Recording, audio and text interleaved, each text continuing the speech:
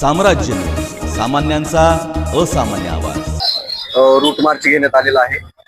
त्या route march मध्ये 10 अधिकारी, त्याच्यामध्ये प्रोबेशनरी PSI पण आहेत, ACP विभाग 1 कोमन साहेब आणि पोलीस स्टेशनचे API खंडागळे साहेब आणि 100 कर्मचारी हजर आहेत।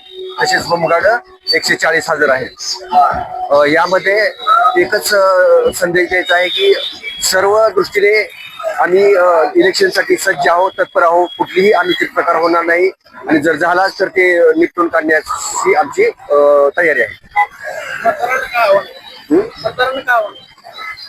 मतदारांना आवाहन आहे की आपण निर्भयपणे, निपक्षपातीपणे जे आपले आहे त्याप्रमाणेच मतदान करावे। कुठल्याही दबावाला बळी पडू नका।